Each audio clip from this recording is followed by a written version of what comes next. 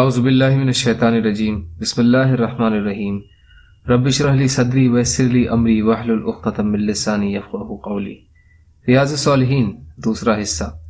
حضرت ہشام بن حکیم بن حزام رضی اللہ تعالی عنہ بیان فرماتے ہیں کہ ان کا ملک شام میں کچھ عجمی کسانوں پر سے گزر ہوا جنہیں دھوپ میں کھڑا کیا گیا تھا اور ان کے سروں پر زیتون کا تیل بہایا گیا تھا۔ انہوں نے پوچھا یہ کیا بات ہے؟ ان کو بتلایا گیا کہ انہیں خراج کی وجہ سے سزا دی جا رہی ہے۔ ایک اور روایت میں ہے کہ انہیں جزیے کی وجہ سے قید کیا گیا ہے۔ تو حضرت ہشام نے فرمایا میں گواہی دیتا ہوں کہ یقیناً میں نے رسول اللہ صلی اللہ علیہ وسلم کو فرماتے ہوئے سنا کہ اللہ تعالیٰ ان لوگوں کو عذاب دیں گے جو دنیا میں لوگوں کو عذاب دیتے ہیں۔ پھر حضرت ہشام ان لوگوں کے گورنر کے پاس گئے اور انہیں یہ حدیث سنائی تو گورنر نے ان کی بابت حکم دیا کہ انہیں چھوڑ دیا گیا۔ مسلم شریف۔ فائدہ: خراج اس ٹیکس کو کہتے ہیں جو زمین کو پیداوار پر لاگو کیا جاتا ہے جو کسی اسلامی مملکت میں غیر مسلموں کے قبضہ اور استعمال میں ہو، اور مسلمانوں کی زمینوں کی پیداوار سے جو پیسہ وصول کیا جاتا ہے اسے عشر کہا جاتا ہے۔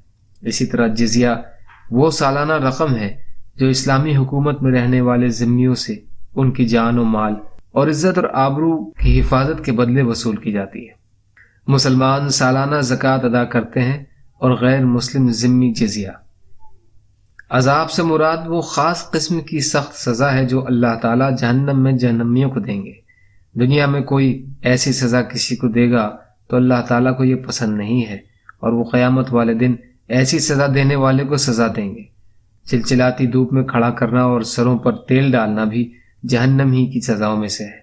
اس لیے صحابی رسول صلی اللہ علیہ وسلم نے حدیث رسول بیان فرما کر اس گورنر کو سچیت فرمایا اور انہوں نے یہ سزا ختم کر دی۔ امر بالمعروف اور نہی عن المنکر کا اہتمام ہر مسلمان کے لیے ضروری ہے۔ ظالموں کو ان کے ظلم سے ڈرایا جائے تاکہ وہ ظلم سے باز آ جائیں۔ حضرت ابن عباس رضی اللہ تعالیٰ عنہ روایت فرماتے ہیں کہ رسول اللہ صلی اللہ علیہ وسلم نے ایک گدھا دیکھا جس کا چہرہ علامت کے لیے داغا ہوا تھا۔ آپ نے اس پر سخت ناگواری ظاہر کی تو حضرت ابن عباس رضی اللہ تعالیٰ عنہ نے فرمایا اللہ کی قسم میں اس کو داغوں گا مگر کسی ایسے حصے کو جو چہرے سے سب سے زیادہ دور ہو۔ پھر آپ نے گدھے کی بابت حکم دیا تو اس کے سرینوں کے کناروں کو داغا گیا۔ یہ پہلے شخص ہیں جنہوں نے کولوں کے کناروں کو داغا۔ مسلم شریف۔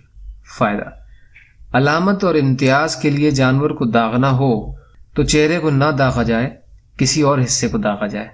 انہی راوی سے روایت ہے کہ نبی اکرم صلی اللہ علیہ وسلم کا ایک گدھے پر سے گزر ہوا جس کے چہرے کو داغا ہوا تھا تو آپ نے فرمایا اللہ تعالیٰ اس شخص پر لعنت کریں جس نے اسے داغا ہے۔ مسلم شریف۔